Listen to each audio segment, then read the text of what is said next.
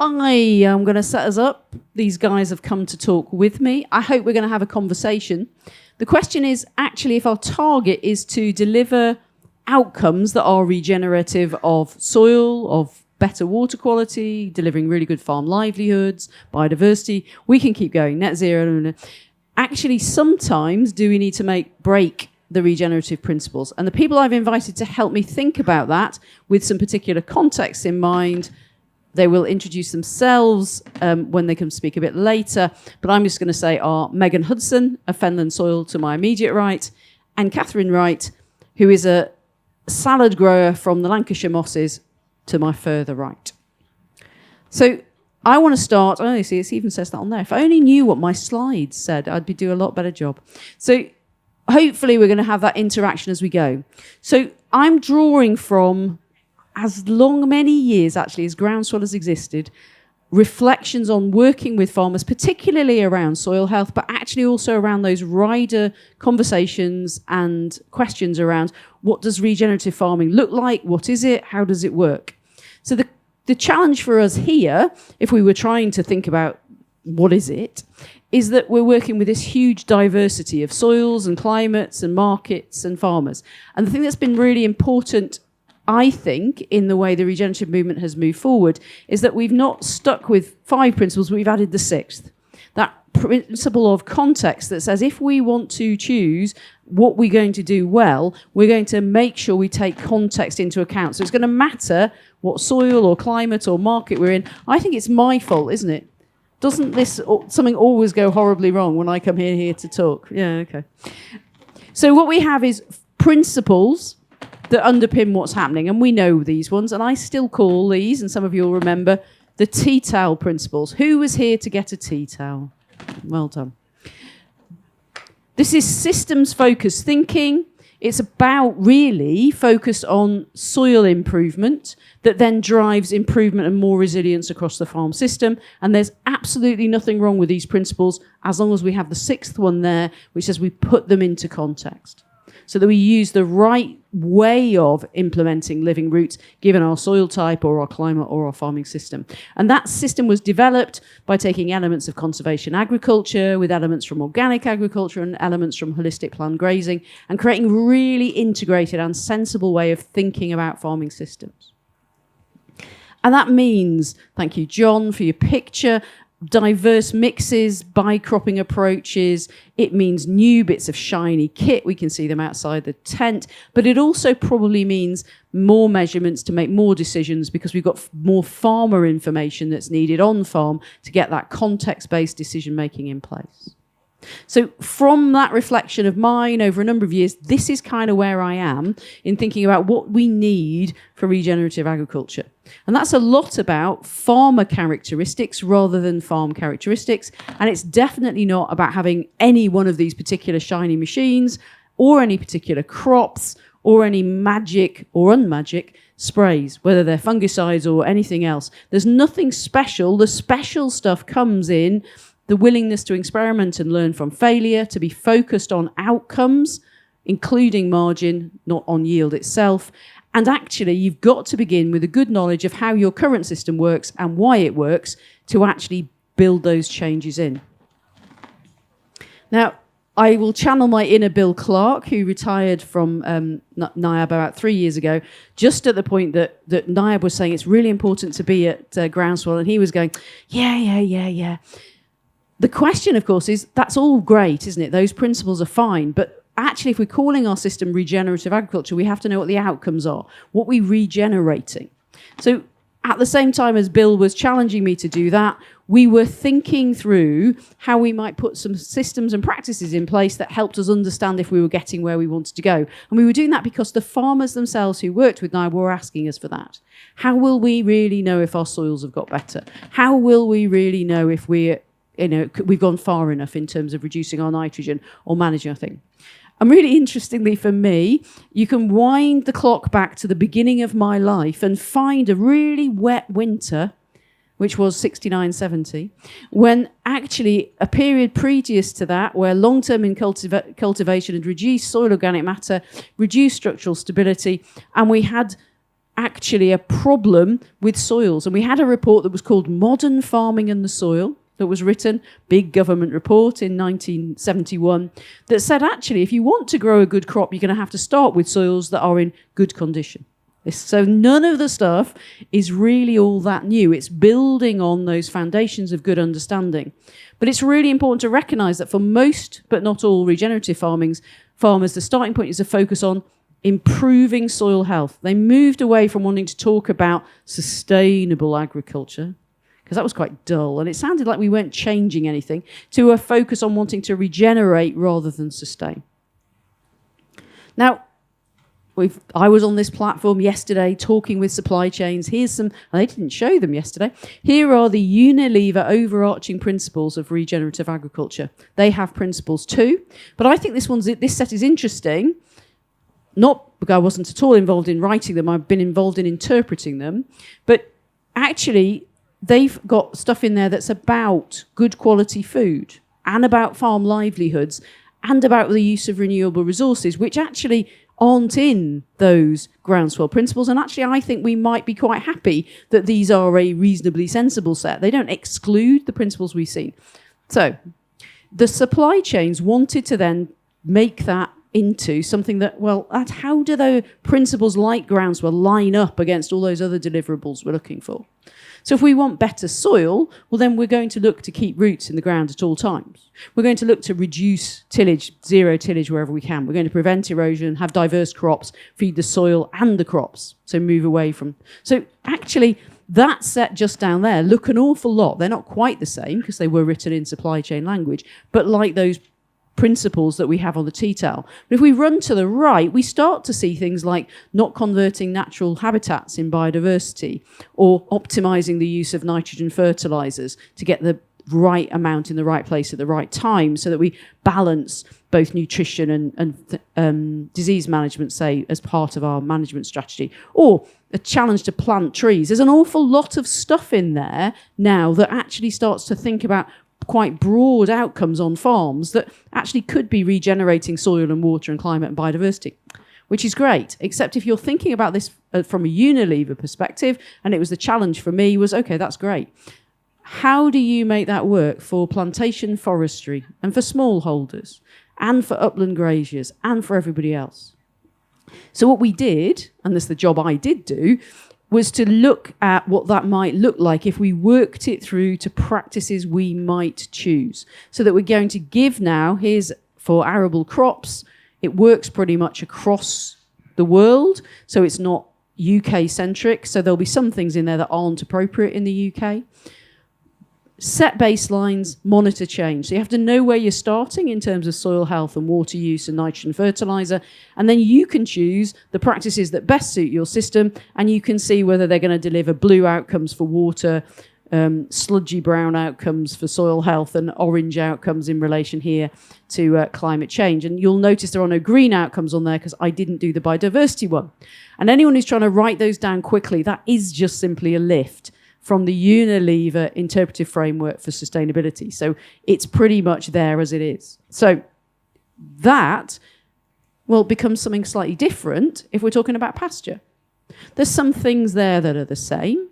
And I don't know if anyone was concentrating when I flicked across to go, oh, that hasn't moved at all. But there are some things that are exactly the same. But there are also some things that, well, you know what, are quite different. Because if you want to think about livestock systems, you're going to want to prevent livestock having access to waterways. It would be silly to have that principle in an arable system, wouldn't it? I mean, I don't know many arable livestock trying to... Anyway, you know what I'm saying. And then we can go to smallholder tree crops. Exactly the same logic, but now the way in which those are brought forward to practice is different. And this got me thinking, and work that I was doing with other people, about whether there were other contexts where if you started with a focus on the outcomes, what we want to regenerate, what is it really important in this particular environment to regenerate, you might end up with, well, even perhaps different principles, or you might say, well, only some of those principles might need to be put into practice. And the example that we're going to start with, and probably explore quite a lot actually, is the challenge of lowland peat systems, hence the picture. Megan from Fenland Soil is going to just talk us through lowland peat, and I'm going to give her the controller. Great. Okay, so my name is Megan Hudson. I'm general manager of an organisation called Fenland Soil, and Fenland Soil is based in the East Anglian Fens, and is really it's an organisation that was set up by farmers for farmers to tackle everything basically related to climate change and agriculture in the Fens. So our major focus, being one of sort of the UK's largest areas of lowland peat, is on peat soils, because they provide us one of our biggest challenges with regards to reaching our net zero ambitions.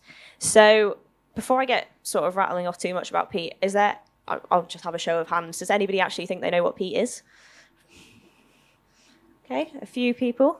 So I'll be telling you some of you some stuff you already know, but we'll go with it anyway.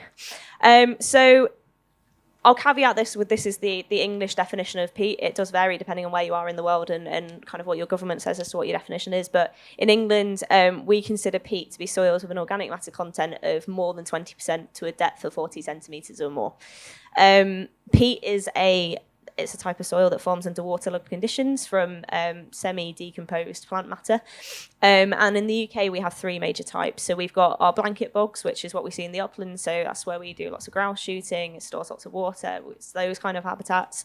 And then in the lowlands, we have lowland raised bog, which Catherine will talk to you a bit about, because that's the type of land that she farms on. And then you've got fen, which is obviously what I sort of play around with the most in East Anglia. So just a little bit of a difference, what the difference is between the two. So between uplands and lowlands, because I get a lot of people that come to me and start talking to me about peat, and there seems to be a lot of confusion about the two and how they behave and why they're different to each other. When I'm talking about lowland peat in this context, because I'm in the fens, I'm mostly talking about fenland peat. Lowland raised bog is a little bit different, but we'll get to that. So upland peat is what the majority of the UK's peat is. So it's ombrotrophics. That means it's rainwater fed, so it gets most of its nutrients from rain, which basically means there aren't many nutrients in it at all. It's naturally pretty acidic, so you see a pH of between 3 and 4, and it's dominated by species like sphagnum moss, cotton grasses, heather, and other bog species. In the uplands, the depth of your peat is basically a factor of its relief and aspect. So topography is the major driver as to where it is and why you get it. And it's predominantly used in the UK for grazing, deer stalking, and grouse shooting. So rather than it being sort of the farmed peat that we talk about in the lowlands, it's used for those other land uses. And it also provides the majority, so it stores, cleans, and then slowly releases most of the UK's drinking water. In the lowlands, a much smaller proportion in terms of extent, but not in terms of sort of potential to sequester greenhouse gases, is lowland peat. This can be fen, carr, lowland raised bog, those kind of habitats. And with the exception of lowland raised bog, lowland peat is mostly minerotrophic, so it's fed by groundwater. And it basically forms in conditions where groundwater meets the surface and starts generating those peat-forming vegetation habitats. In the fens, we find that most of the time, when it's in good condition, it's neutral to slightly alkaline. So we're seeing pHs of between 6.5 and 8 as standard. And it's dominated by sedge and reed species. In the fens, it's most commonly drained and used for high value vegetable and salad production. Similar story in the northwest where Catherine's from, but in other places such as Somerset, it's used predominantly for grazing. And in the fens, we produce about 45% of UK fresh produce on our peatland soils. So what about farming on lowland peat, and how does this fit into the whole regenerative and sustainable agriculture conversation? So peatlands are one of the most efficient terrestrial carbon sinks, but when they're drained as they are for agriculture, they become really severely destabilised. And emissions from peatlands basically now account for about 3 to 5% of all greenhouse gas emissions in the UK and globally. So they're a pretty substantial carbon source. And what's basically been found by research over the previous couple of decades is that the intensity of emissions from lowland peat are directly related to how deep to where the water table sits. So the higher we can hold a water table on lowland peat, the wetter we can keep it, the more we slow down that breakdown process, and the less we see emissions from our lowland peat. Which means kind of you'd look at that and you'd look at the diagram and you'd think, well, actually, maybe it makes a lot more sense that we're actually keeping those soils a lot wetter, and why are we bothering farming them? But if you look at the how productive they are in terms of being really low input, in terms of being really sort of useful in terms of growing vegetables, it does bring this whole sort of nuance into it in terms of their position in terms of food security. So the Fens produces about 7% of the UK's food on 4% of its land area and grows about a third of the UK's fresh produce. A lot of the other fresh produce that's grown in the country is grown up in Lancashire, also on peat soils. So there's a big conversation to be had there about where we'd source them from if we don't source them from lowland peat. So in terms of how we can manage lowland peat soils in a way that's a bit more sustainable, I hesitate to say regenerative at this point, but we'll get on to why I say that in a moment. You've kind of got the standard options, which is continuing to drain it as we do at the moment. So in that situation, you're getting kind of the best deal in terms of productivity. So you're getting the most out of that soil as you possibly can in terms of output. But you're also seeing really significant greenhouse gas emissions, and these can be up to 32 tonnes of CO2 equivalent per hectare per year. So they're not insignificant emissions. And you also, when you're seeing sort of conventional farming, you're seeing that sort of lower aspect of biodiversity. We can improve the picture for biodiversity more than for greenhouse gases by implementing regenerative techniques. But essentially, if we've got that water table still pretty low, we're not seeing those wins in terms of carbon sequestration that we might expect to see through implementing regenerative techniques on other soil types. So if we kind of move down that slide, we've then got the wetter farming techniques. So a few of you might have heard, if you've been kind of looking into lowland peat recently, the term polludiculture, which is something that I'll get to soon. When I talk about wetter farming, that's not what I'm talking about. So wetter farming, from this point of view, is anything with a water table raised higher than what it would be typically in a drained environment. So it might be that we're raising that water table from in excess of a metre to 50, 60 centimetres, so a sort of level where it's still tolerable cropping, but we're not going for those full polludiculture conditions. And when we move to those wetter farming, we see a reduction in those emissions from those CO2 emissions, but we do also then see a bit of a yield compromise because we're making it a lot more difficult in terms of yield for those crops. So then our final option, and the one that's best from a greenhouse gas point of view and that can actually shift us back into being a CO2 sink rather than a CO2 source, is looking at sort of our full re-wetting options. So we've got polludiculture, so that's the production of crops on, basically fully wetted up peat, so peat with a water table of between 30 and 10 centimetres. We've got restoration, so turning it back into a peat forming habitat, or we've got carbon farming, which is kind of a blend of the two and is looking at the sort of productive output of that land being carbon units. So they're kind of the options that we got to play with. And what we've been doing as Fenland Soil is letting farmers be a part of this conversation, be a part of this decision. So we do a lot of work as Fenland Soil with sort of informing growers in the Fens about the issues that we are facing, getting their views towards what they think might be viable solutions and what they want to see in terms of finding solutions to this. And there's other groups within the UK that are also doing similar work in terms of farmer cluster groups. But it's basically putting the farmers at the front of this decision and at the front of this research. And Catherine, I'm sure, will talk a little bit about how she's been involved in that sort of stuff. So the reason why I hesitate to use the term regenerative in a peatland context is, or sort of full-blown regenerative principles in a peatland context, is because we're basically playing with two carbon cycles when we're looking at agriculture on peatlands. So we've got the contemporary carbon cycle, which is where we tend to sit in terms of agriculture. So that's where we've basically got steady inputs and outputs under natural conditions. When we see conventional agriculture, so conventional drained agriculture, we tend to see a bit more imbalance, so we tend to sort of flip more towards net carbon loss. And then when we switch into regenerative agriculture, obviously we can be putting carbon back into that soil. So that cycle kind of sits separate to the one that we're talking about with regards to peat. You then, as part of lowland peat, also have your fossil carbon cycle. So peat is a really, really good carbon store because it over a long period of time accumulates carbon up into its profile. And as long as that stays there, it can be a really, really long-term stable carbon sink and carbon store.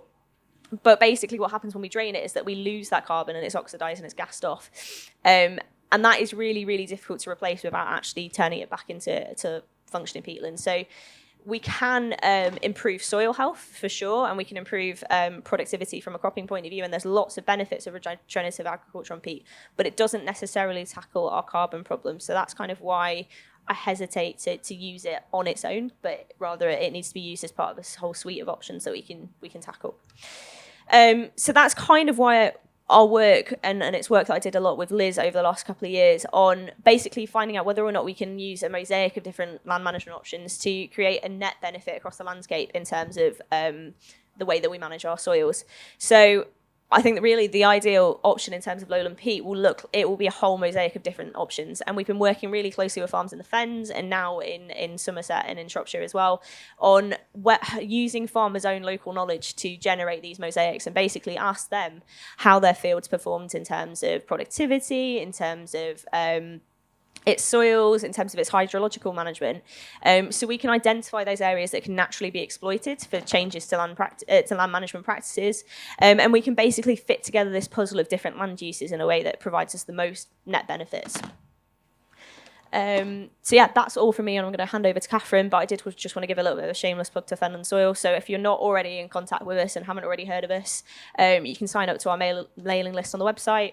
There'll be lots of Pludiculture site tours over the summer, so do come and visit those. And we've got our conference on farming on lowland peat in January next year as well, so that's something to keep an eye out for. So before you give the microphone to Catherine, do you need to break the principles to deliver the outcomes on those Fenland systems, or how would you approach it? What's your thinking about how the context and the principles of regen fit together to actually allow those informed farmer decisions? Because I don't think we're saying we need to throw. So how would you go with it? I think context is really important. So it really matters on what type of soil you're playing with. I mean, in the Fens, when we've been doing the work with farms, we found about 37 different soil types across the Fens that we're talking about. So it's really nuanced and it's really context specific. I don't think we necessarily need to break all of the principles, but I think we need to be really sensitive about how we use them. And I think predominantly the biggest thing we've got is that we're in a massive data gathering phase still. We don't fully understand the impacts of regenerative practices on these soil types, mainly because we don't know an awful lot about these soil types as it is anyway. So I think there's a lot more evidence that needs to be gathered. I think farms can help a lot with like engaging in research, having on-farm trials, helping us build up that database, and give us a better idea of how regen performs. But I think really we probably need to break some of the principles. We need to be a little bit more selective about how we use them and a little bit more careful about how we use them. Okay, thank you. Now, Catherine, you have some land on peat. You're going to get a slide with a picture of lettuces on if Megan expresses it, and that's good. Because actually what you're here, you might be growing on peat, but you're mainly a salad producer, a lettuce grower. How do you feel about regen principles and delivering those wider outcomes? It's a tough one because obviously we're just at the start, I would say. There's so many different elements to it. Our soils, our water, they're our biggest resource. We need to look after them. But then there's also things like our customer base, the economic facts of the fact that our land values are so high. We need a return that then compensates for that, the staff we employ, the industries. It's trying to balance it and how it all works, and things like integrating livestock into is one of the regenerative, but that's something we are restricted to by the fact our customers don't let us do that for their own sort of in terms of salad production. It's the E. coli risk, so we aren't able to incorporate farmyard manure or grazing livestock into a system because of the restrictions placed on us by our customer.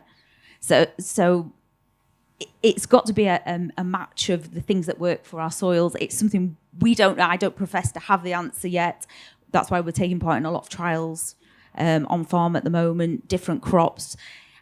I personally, at the moment, think it's going to be a case of mix and matching. It'll be something where there'll be areas in the farm where we can look at and think this is too wet. Production-wise, we could give that up, which will then offset something we're doing elsewhere and look at the farm as a whole rather than the crops as individual crops and their carbon footprints or their impact. I think it's going to be a whole farm approach, really. You farm both, or lettuce on not just on peat, but also on sandy soils. What's the difference in the production system now? And if you had to take lettuce off peat and just move it to those sandier soils, what do you think the impacts would be? Well, currently we grow all our lettuce on our peatlands. We don't irrigate it at all. The peat provides enough of a water base that we can get the crop off. We can grow. Obviously, we're in the northwest. Our rainfall is in a usual year is 1,100 millimetres a year. Obviously, last year was out the ordinary, but we have enough water. If we move it, and the odd times we've grown it on our more sandier soils, we then have to irrigate, which then's putting pressure on the water resource. And we're not just the only grower in the area. There's quite a lot of salad and veg growers in our area. So then everybody's competing for that limited resource. And as time goes on, water is becoming scarcer. So again, that's another one of those. If we move to that to do something with the peatland, it's then putting pressure on another natural resource that potentially may not be there, and then what happens then, and the knock-on effect. So, again, we're going to. You can keep talking about anything else you want to. Okay. So, what about finances and farm livelihoods? Well, I was going to say, just as a bit of background to what we do, we grow approximately 500 acres of salad crops, mainly iceberg, little gem, Chinese leaf and celery. We also have another business that is the direct sales to the retailers. We have a bag salad factory. We have other growers within the area that grow for us. So altogether, we employ in the region of about 300 people, of which 60 of those are seasonal, the rest are full-time. It's a big undertaking. It's people's livelihoods we're responsible for. Then in addition to that, there's a lot of ancillary businesses that are connected. I know we talk about a supply chain and everybody sort of thinks of grower, retailer, but there's a lot of people in between. There's transport firms, there's the little engineer down the road who fixes the machinery, there's people, there's the man who makes all the cardboard boxes that we put the produce into centre market. They're all reliant upon. It's a big industry in our area, and if it was to completely go, it's a massive impact in that area. So again, it's a big consideration. Yeah. It's one of those that it's not a black and white. Like everything, like most decisions in life, it's not a black and white. We want to do the best for the environment. Don't get me wrong, I'm not saying that, but we also have to balance that with sort of land values around us. Land doesn't come up very often around us. It's one of those that there's a big competition for it. I mean, I think the last sort of parcel of land that went around us is it's in the region of £22,000-25,000 an acre. You then have, obviously, you then have to talk nicely to your bank manager, and you have to have a return that's going to service that loan, and so you need an income stream and obviously that's why our area, and because of the soil types and the industry, it's high value veg and salad crops, which obviously sets the marker. So it's a big decision, and it's trying to put all the pieces of a jigsaw together. Mm-hmm. So you've been trying some of those pieces of the jigsaw, haven't you? Tell us a bit about the trials and things you've been getting up to. So I was going to say, I was trying to think back. It's probably a good 2 or 3 years ago, got involved in this. And again, it's because we don't have the answer. We know there's something we need to do. It's what do you do? We don't have the knowledge. So obviously being involved in these projects allows us to tap into far more intelligent people than we are, who know about everything. So we're obviously involved with some PEF trials, looking at growing sphagnum moss on some areas of farm, because we think that fits with our system. It's a crop. It would be grown as a commercial crop. 3-year, whether there's some carbon capture benefits, we're assuming so. We just have to wait and see. In terms of irrigation, it's something that fits because we irrigate lettuce and salad crops. We have the equipment. It's quite an easy sort of transfer between the two.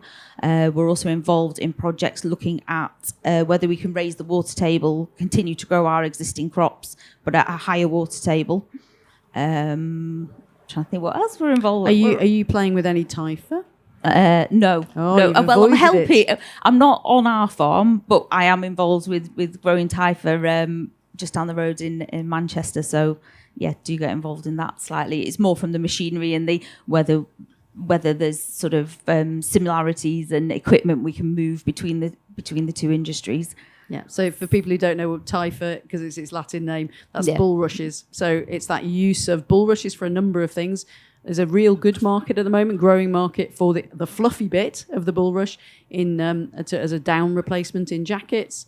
There's been a company on site with their own stand over the last few days, but also actually the stems can be processed to provide microfibrillated cellulose to go to board for construction in the same way as the high carbon capture crops that are just outside on the NIAB stand. So my question to you then, lettuce growing. Yep.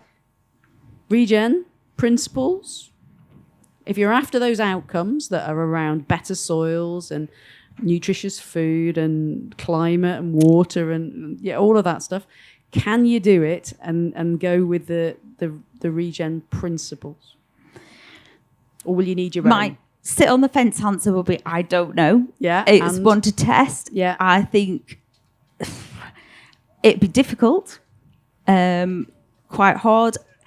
And then thrown into the mix, something else that's just come to mind in terms of if we were going down that route, it would need a mindset change probably from our customers, because if we can, and part of these projects we're doing is wetter farming, we imagine the yields will be different, but also we're not just sure of the quality, because everybody or our retailers are sort of conditioned, I suppose, is it's got to be the perfect lettuce. There isn't anything wrong with half of the other ones, but we're going to have to get into that sort of mindset that it might not be a perfectly round, it might be coned, but it's fine. And that's the end. It's the end consumer, but I think it's because of years of the retailer promoting that this is what you want. And things like celery, it's got to be, we have specifications, they've got to be a exact certain height, a certain diameter, colours. We have colour charts for lettuce and celery. Chinese leaves, we have a colour chart. It doesn't mean it's wrong if it's just slightly off colour. And things like wetter farming, potentially that crop could be slightly yellow. It doesn't mean there's anything wrong with it. It's just a consequence of the wetter farming. But it's just trying to educate, I suppose, and get that message out there. Cool. I'm not going to let them off because you might want to ask them questions, but I also want to ask you a question, which I'm going to flip back here so that we have them in front of us, and it's a long way back, so I apologise. So the question we have from our start point is, do we need sometimes, not necessarily always, to break the principles to achieve outcomes? And I've specifically chosen to have a conversation about lowland peat, about lettuce growing. I think there are probably other things that people might want to mention. And don't forget that mentioning them here is you're putting that into the discussion mix. We might not have a really full tent, but this is no less a really important session that people will access and follow up later on and become important. So I genuinely am really interested in, are there other places, other contexts in which we actually might need to think differently? And then the question becomes, how do we do that? But you also might have questions for these guys, and we have a roving mic. So basically, you just get to stick your hand up. I'm going to keep an eye on where those hands are and direct my microphone operator to come and talk to you. Or they might just want to sleep and go home. Who knows?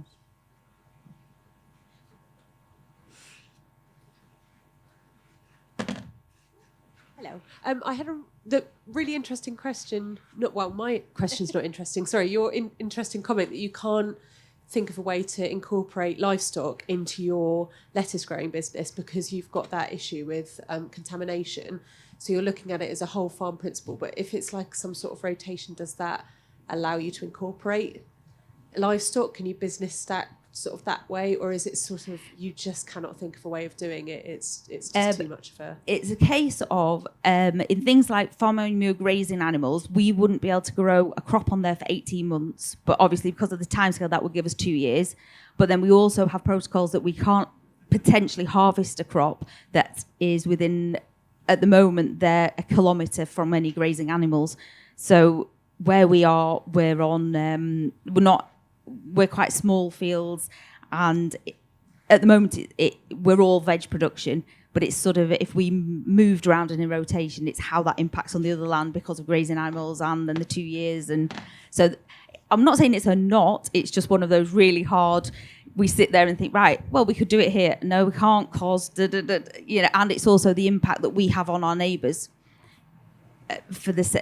which is an issue in terms of sort of raising water tables and things like that. A lot of our land is individual fields next to each other, and I know as part of this work we're doing, it's looking at can we get other growers on board, because if we're going to re-wet or raise the water table somewhere, if I sort of block drains somewhere, it's the impact it has on someone higher up or lower down, and they may not want, if they're a root crop grower and I'm suddenly making their land wetter, they'll probably be knocking on my door in a really good mood. So it's a big, I haven't got all the answers. It's just one of those, here's all the things, and we're kind of throwing it in the mix and trying to work out what comes out.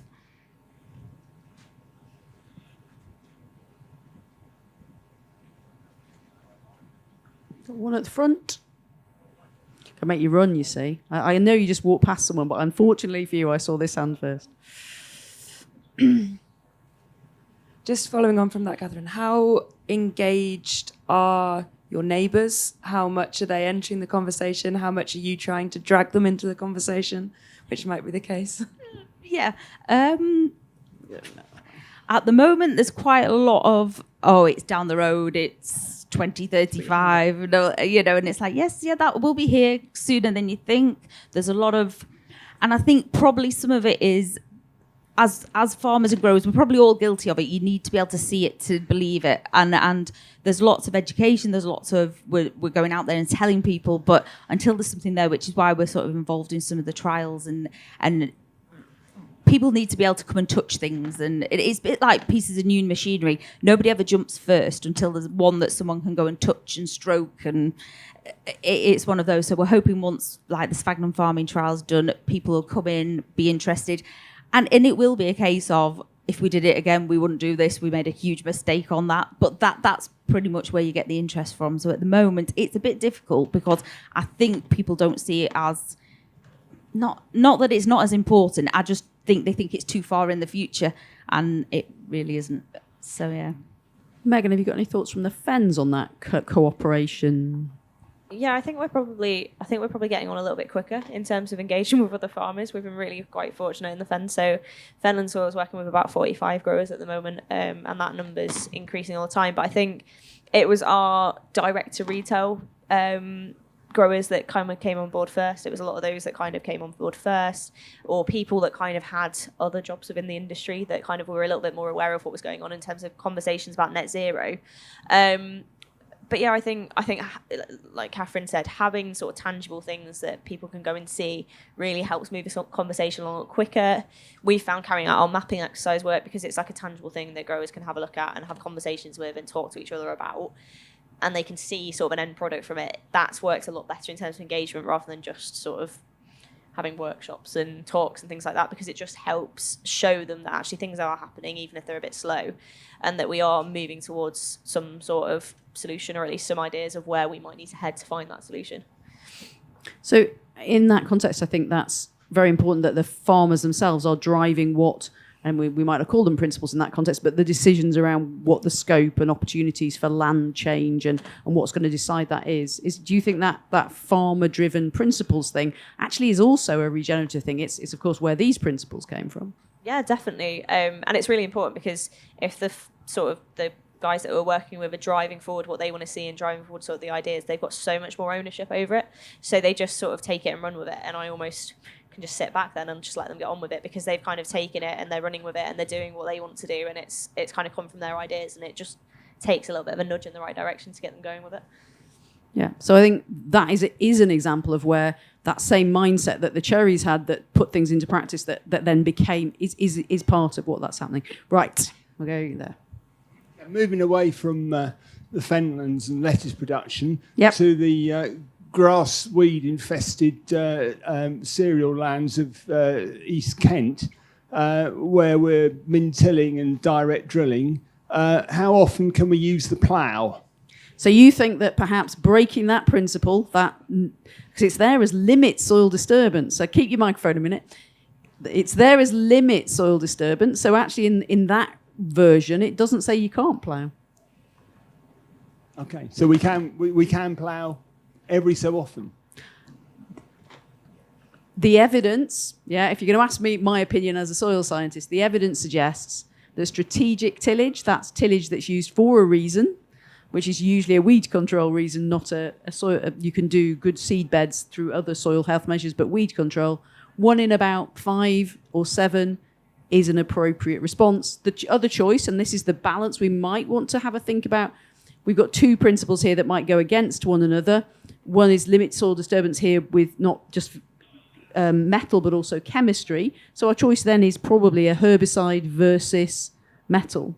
So actually, which is worse and which is more regenerative? That actually is also a challenge to those principles about how we make those balance between those two work. So great question. Great example of a context. And anyone else throw me a context in which you think these principles don't work or might need a bit of tweaking or thinking about?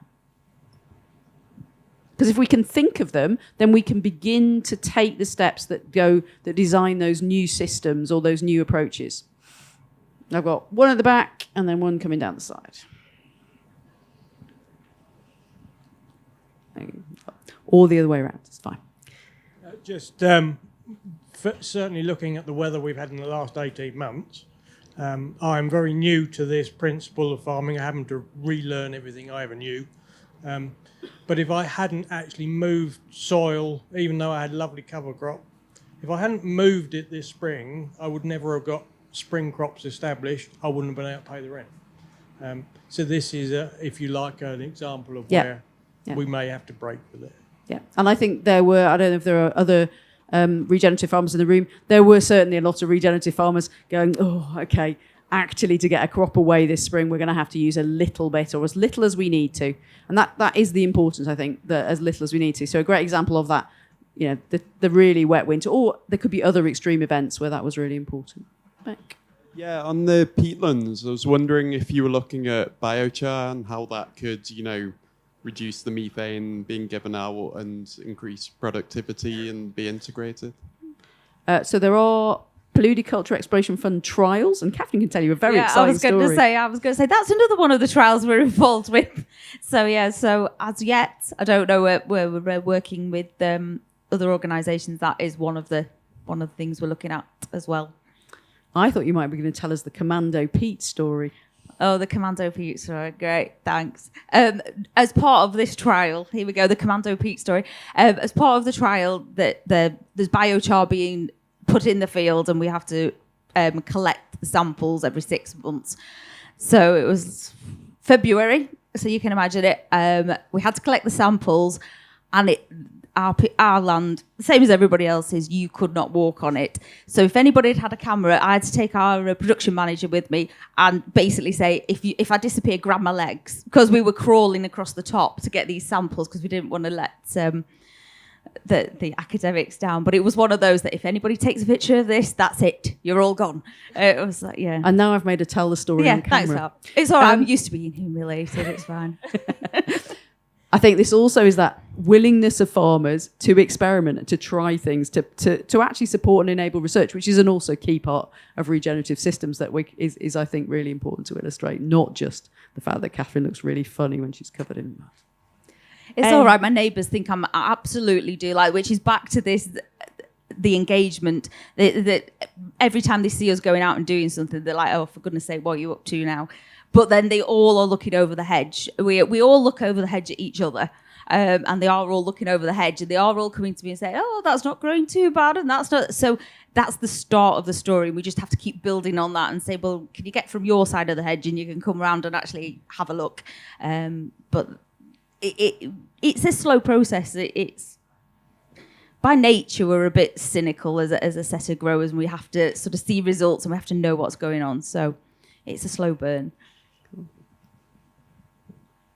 I don't need to keep you, but we're very welcome. We're very happy to talk to you at the front. But I am aware, because I can see my own stand getting demolished behind me as we talk, that I'm keeping everyone from their ability to go home. So it's been great to discuss with you. We'd be really happy to talk with you further. And Megan would love you to be part of Fenland Soil if you're in the Fens, but actually even if you're not. And those opportunities to talk about how we can explore together how to really develop these principles so that they don't become a straitjacket, but an enabler for regenerative practice, I think is a really important one, not just for peatlands, but actually for the whole future of regenerative farming. So thank you for your time.